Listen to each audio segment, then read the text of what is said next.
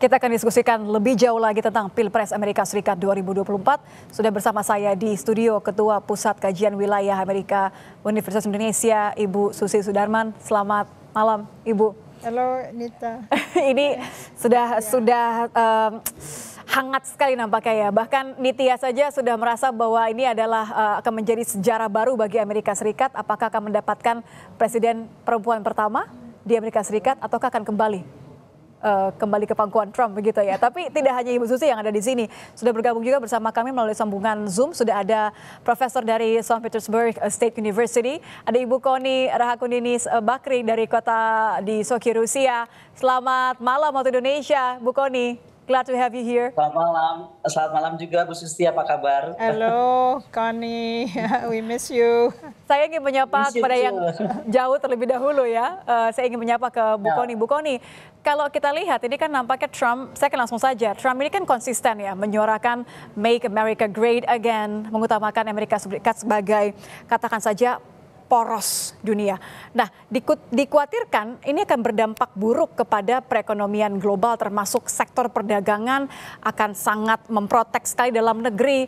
Bahkan sudah disampaikan secara jelas oleh Trump berkali-kali melalui janji kampanyenya akan menaikkan tarif impor sampai 20%, lebih tinggi untuk impor dari Tiongkok bahkan mencapai 60%. Anda melihat perang dagang jilid 2 ini seberapa besar akan menghantui global dan juga Indonesia?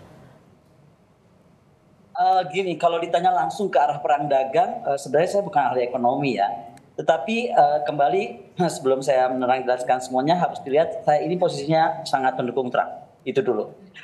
Kenapa mendukung Trump? Karena base saya sekarang di Rusia dan kemudian saya lebih banyak terlibat ke dalam isu-isu kawasan dan juga isu dunia, tidak lebih ke Indonesia case-nya. Seperti hari ini saya ada di Sochi, di salah satu bagian negara Rusia untuk bertemu Presiden Putin rapat besok lusa dan besok dengan Pak Lavrov, Menteri Luar Negeri. Tapi intinya yang kami bahas adalah sebenarnya bagaimana kebijakan dan pengaruh Pilpres Amerika ini terhadap dunia, bukan saja ekonomi. Di dalam isu pertemuan hari ini misalnya, kami itu membahas tentang isu Timur Tengah, itu dulu. Jadi Timur Tengah ini dianggap sesuatu yang harus segera diselesaikan, ya kan? Nah, untuk menyelesaikan itu kan selalu dianggap bahwa Amerika itu selalu ikut campur banyak terhadap apa yang diinginkan dicapai oleh Israel. Ternyata dari beberapa yang saya temui di dalam ruang rapat kami di Valdai, di antara para akademisi dunia yang hadir, hampir semua ternyata mendukung Trump. Kenapa pertanyaannya? Karena mereka kagum kepada kebijakan seperti saya, kagum kepada kebijakan Trump yang sadar diri gitu, bahwa Amerika itu udah waktunya mengurangi cawe-cawenya ke dalam luar negeri, tetapi betul-betul fokus kepada Make America Great Again. Bahwa itu kaitannya kepada ekonomi, kebijakan yang akan ditarik oleh Trump untuk proteksi ekonominya sendiri, saya kira itu adalah sebuah kebijakan yang harus kita appreciate dalam hal kita melihat kepentingan Amerika mengejar kepentingan nasionalnya. Sama seperti kita misalnya proteksi nikel. Itu juga jadi ada wajar saja kalau Trump kemudian mendahulukan kepentingan negaranya sendiri untuk kedua kalinya ya kalau nanti dia akan menang ya? Ya betul, dia akan kedaulatan Amerika itu ada di deregulasi ekonomi, itu udah jelas disampaikan oleh Trump. Tetapi kembali kepada melihat ke dalam kondisi dalam aspek security ya, yang saya khawatirkan ini kan kemudian perang akan semakin terus meluas. Dan saya rasa itu juga dikhawatirkan oleh Presiden Prabowo kan, bahwa akan jadi perang dunia ketiga dan lain sebagainya. Nah, menurut saya gitu kan, dengan diterpilihnya Trump itu akan mengurangi tense itu, dia akan lebih tenang untuk arah-arah ke dalam konteks ke dunia. Itu kira-kiranya. Sementara kan kalau kenapa saya nggak kepada misalnya Kamala Harris gitu ya, karena dia kan lebih bicara tentang standar sosial, tanggung jawab lingkungan, yang menurut saya dia akan memainkan peran Amerika kembali ke dunia gitu, akan terus ikut campur ke urusan-urusan di luar Amerika. Sementara menurut saya Amerika hari ini memerlukan sebuah koreksi ke dalam dirinya sendiri. Ini menarik, artinya oke lah kita tidak perlu bicara mengenai kebijakan ekonomi dalam negeri sendiri yang nampaknya ini menjadi salah satu dari janji-janji kampanyenya Trump. Saya tertarik dengan pembahasan dari Bu Koni tadi barusan bahwa yang justru dinanti oleh global, oleh dunia ini adalah apa dampaknya kalau Trump menang terhadap kondisi peperangan di Timur Tengah, kata-katanya seperti itu. Bu Susi, bagaimana Anda melihat kemungkinan beda pandangan, beda approach, beda janji juga yang ditawarkan kepada para pemilih. Dari sisi Trump sudah jelas, tapi dari sisi Harris banyak mengatakan bahwa Harris tidak pernah cukup tegas, tidak pernah cukup untuk menggunakan kekuatannya. Apakah ini kemudian dilihat sebagai sesuatu yang akan tetap terjadi kalau Harris menjadi pemenang di Pilpres 2024? Kalau saya melihat Kamala Harris lebih melihat two-state solutions, itu nomor satu. Lalu waktu Netanyahu pergi ke Washington DC, dia dengan tegas menyatakan genosida ini harus stop. Jadi kalau diabadikan kebijakan Biden menjadi kebijakan Harris itu nggak benar karena dia seorang wakil presiden yang tidak punya hak untuk menentukan. Jadi kalau menang akan mempunyai hak, akan menjadi lebih sosok yang lebih tegas. Artinya Anda melihat dia tidak punya hak untuk menjadi lebih tegas karena presidennya yang menentukan. Jadi kemarin ini kira-kira 1 hari kemarin ini keluar statement dari State Department yang mengatakan bahwa Amerika akan memberikan sanksi kepada Israel karena kejahatan-kejahatan yang sudah melampaui kemanusiaan. Jadi apakah ini deploy untuk menjelang pemilu lalu dia berubah? Demi Harris begitu? Ya, karena kebanyakan penasihat-penasihat mereka kan orang Yahudi Amerika ya, yang sebetulnya double citizenship, juga warga negara Israel. Seperti Blinken, seperti satu lagi Victoria Nuland yang cukup berpengaruh dalam arah kebijakan Amerika Serikat. Jadi kalau misalnya dibilang Biden begini lalu sama dengan Harris, mungkin Harris mempunyai calon-calon penasehat yang berbeda, yang menulis buku tentang Amerika sudah tidak perlu menjadi dominan lagi. Yang akan diutamakan adalah melanjutkan kepentingan middle class Amerika supaya sejahtera, seperti dilakukan oleh Biden, melakukan politik luar negeri atau kebijakan luar negeri yang nyambung dengan middle class-nya, agar middle class-nya tidak kehilangan level kesejahteraannya. Jadi kalau dibilang Harris kurang tegas, ya dia wakil presiden, dia tidak bisa apa-apa. Memang tidak memiliki tapi porsi. Dia menyatakan kami melindungi Israel, tapi genosida harus stop. Waktu Netanyahu datang ya. Sebelum saya ke Bu Kony lagi mengenai Trump, saya ingin memperjelas sedikit. Artinya kalau dilihat bahwa porsinya seorang Harris sebagai wakil presiden memang tidak memiliki ruang untuk berbuat hal yang jauh lebih jelas, ini tetap cukup menjanjikan. Kalau ia menjadi presiden Amerika Serikat, ia akan memilih jalan yang berbeda. Ia akan menjadi jauh lebih tegas, akan memberikan tekanan yang cukup kepada situasi di Timur Tengah. Dalam artian two-state solutions, dia sudah sebutkan. Sedangkan Donald Trump akan memilih Abrahamic Accord, yang sebetulnya hanya suatu ploy agar negara-negara Arab bersahabat dengan Israel, dengan pertukaran, boleh berdagang dan boleh juga mendapatkan pengetahuan. Sedangkan two-state solution mengharuskan adanya State of Palestine, sebagian warganya itu terlindungi. Jadi itu masih menjadi suara Kamala Harris.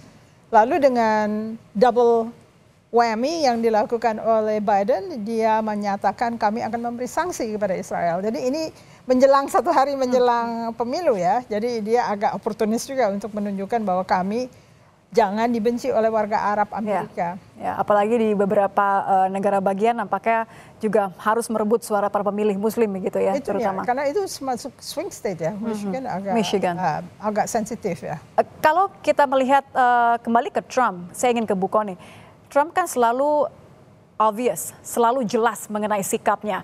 Bahkan ia dianggap sebagai presiden yang paling pro Israel. Ia menyebut dirinya sebagai presiden yang paling pro Israel dalam sejarah Amerika Serikat. Kalau Anda lihat bagaimana kemudian nanti kita mengartikan kemenangan misalnya ya, kemenangan Trump, sikap dia yang akan menunjukkan kepada dunia bahwa dia akan pro kepada Israel. Sejauh mana ini akan mempengaruhi kebijakannya terhadap kondisi di Israel?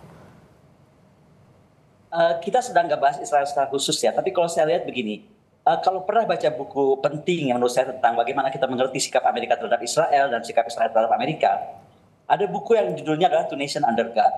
Jadi kedua negara ini yakin betul mereka itu dua negara yang ada di bawah di bawah perlindungan Tuhan, dan itu panjang selebar diceritakan bagaimana mereka saling terikat. Ini kalau kita bicara tentang hubungan erat ini nggak cuma bagaimana support Amerika terhadap Israel, tetapi apa hubungan batiniah terjadi antara Amerika dan Israel, dan itu ada di buku tersebut. Nah, kalau sampai Kalau saya bukan ngomong kalau sampai, dan menurut saya Trump harus terpilih. Ada banyak hal bisa diambil. Pertama, dia mungkin akan menghidupkan kembali Abraham Accord. Abraham Accord itu mau diakui atau tidak, orang suka atau tidak sama Trump, Trump ini adalah the doer yang bisa mendudukkan negara-negara yang berantem saat itu, ya kan, yang terlibat di Timur Tengah, untuk paling tidak bisa berbaikan kembali. Ya, kita lihatlah kesuksesan Abraham Accord, bahwa sekarang Abraham Accord jadi mundur kembali gara-gara perang ini, itu lain hal. Tetapi saya yakin betul, the second Abraham Accord or the third Abraham Accord akan datang. Itu kan? Dan catat ya, di dalam konstitusi Amerika Serikat, dalam undang-undang dia tidak mewajibkan Palestina merdeka, Timur Tengah merdeka, enggak. Tetapi dia bisa menghasilkan Abraham Accord, itu sesuatu yang kita mesti appreciate. Yang kedua, kita mesti lihat dari rekam jejak ketika dia ingin menang dalam konstelasi pemilihan presiden ini. Dia itu sangat mampu mengoptimalisasikan retorika dan komunikasi. Terus menggunakan retorika efektif yang kemudian membangun dukungan publik terhadap Trump. Kita bisa lihat awal Trump mau maju sampai sekarang itu kan perubahannya besar sekali. Dan kemudian itu Trump itu dinilai lebih jelas. Mungkin tadi Bu Susi betul sampaikan, susah untuk membaca Harris jelas atau tidak karena dia posisinya wapres ya. Tetapi saya sekali lagi karena saya pro Trump, saya sangat mencatat betul apa kelebihan-kelebihan Trump. Pertama, dia fokus pada isu sensitif. Ekonomi seperti tadi disampaikan. Kemudian isu keamanan dan hak sipil itu menjadi hal penting buat Trump. Dan yang paling keren, dia itu menggunakan teknologi digital secara efektif.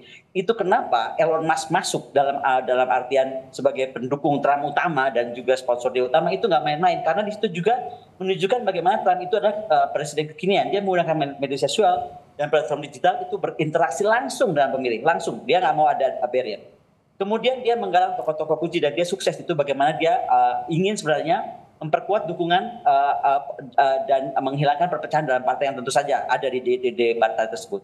Dan bagaimana juga mengantisipasi kritik lawannya. Nah, yang kita mesti lihat tokoh-tokoh siapa sih yang ditarik Trump itu nggak main-main ya. Pertama tadi saya bilang Elon Musk, dia tuh kalau kita kategorikan dia orang industri bisnis. Kemudian ada Buzz Aldrin. Buzz Aldrin itu seorang astronot dan dia mau milih Trump karena dia yakin Trump itu akan punya minat selain MAGA tadi, Make America Great Again, tapi bagaimana, udah deh, sekarang mesti kita pikirin tuh manusia tuh harus tinggal satu hari di luar angkasa. Bagaimana kemudian kita itu harus berpikir dunia tuh udah akan terlalu sesak dalam banyak masalah, kita harus berpikir ke luar angkasa, airspace. Dan Buzz Aldrin tuh mendukung Trump karena itu. Kemudian Kim Kardashian. Kim bagaimanapun juga dia mungkin kandidat dengan Ivanka ya. Tapi itu kemudian juga membawa pengaruh besar terhadap pemilih-pemilih Trump. Belum juga Jake Paul, dia mengeluarkan dukungan video ya kan, dan juga ada Dr. Phil, ada Zachary. Jadi menurut saya Trump tuh pintar sekali menggunakan orang-orang yang top untuk kemudian menarik dia. Tapi bukan menggunakan buzzer ya. Ini menarik juga, dia nggak pakai buzzer. Jadi semacam loyalty begitu ya. Dengan loyalty jelas dan juga kemauannya jelas. Kayak tadi saya kagum sama Buzz Aldrin, karena menurut Buzz Aldrin udah deh Amerika udah nggak usah mikir macam-macam, selain MAGA ya udah luar angkasa. Itu kan lebih clear gitu. Ya, approach-nya ini kemudian dekat sekali sama orang-orang yang kemudian mendukung mereka, jelas. Ini dukungannya jelas, kita bisa lihat tipikalnya. Saya balik lagi ke Bu Susi. Kalau begitu modalnya Kamala Harris apa untuk kemudian bisa membuat orang-orang kemudian yakin apa yang jelas terlihat, seperti apa ia kemudian bisa memanfaatkan katakan saja kekuatannya dan menutupi kelemahannya, Bu Susi? Kalau dalam sistem kapitalisme murni, yang miskin lebih banyak dari yang kaya, oke? Yang kaya jumlahnya lebih sedikit dan 80% orang kekurangan atau setengah-setengah sejahtera. Lalu kalau dia bisa mengkomunikasikan sesuatu, kebetulan kali ini karena tindakan Mahkamah Agung, ada satu isu yang mendorong untuk kaum perempuan itu bersatu. Nah, kaum perempuan kalau misalnya sampai Kamala Harris menang adalah sesuatu yang sangat menginspirasi bangsa Indonesia. Artinya seorang ibu tetap menjadi seorang yang mewakili sebuah budaya bangsa dan dia tidak mau ada seorang laki-laki patriarki yang merubah budaya Amerika yang demokratik menjadi budaya Amerika yang otoriter, karena belum pernah dalam sejarah Amerika ada orang yang kurang etiket seperti Donald Trump ya. Jadi itu agak mengagetkan untuk sebagian.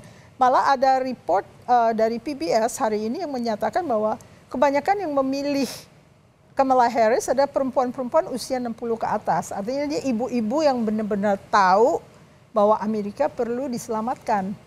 Jadi ini adalah insting perempuan ya, bukan insting Gen Z atau Alpha atau apa. Jadi menurut saya komunikasinya memang gender based tentang kesehatan wanita. Jangan sampai perempuan itu mati karena dilarang ini dan itu di sebuah negara bagian. Lalu itu menjadi pemicu untuk semua bergabung untuk kira-kira menolak Project 2025 yang akan mengurangi hak perempuan, hak orang kekurangan dan sebagainya, yang itu sudah menjadi dalil ya. Kalau Anda memilih sistem kapitalisme, ada dalil-dalil keadilan yang harus Anda tempuh. Kalau misalnya Anda menyerahkan itu kepada pihak swasta, yang terjadinya adalah gitu, Elon Musk mendukung Donald Trump karena Elon Musk mendapatkan subsidi. Apa yang disebut sebagai corporate welfare, bukan social welfare. Sedangkan Kamala Harris mewakili liberal welfare state, bukan laissez-faire. Artinya apakah ekonominya kemudian akan ekonomi kembali berpihak kepada mereka-mereka saja yang punya uang pada para pengusaha, atau kemudian akan kembali kepada mereka yang memang membutuhkan ekonomi yang stabil?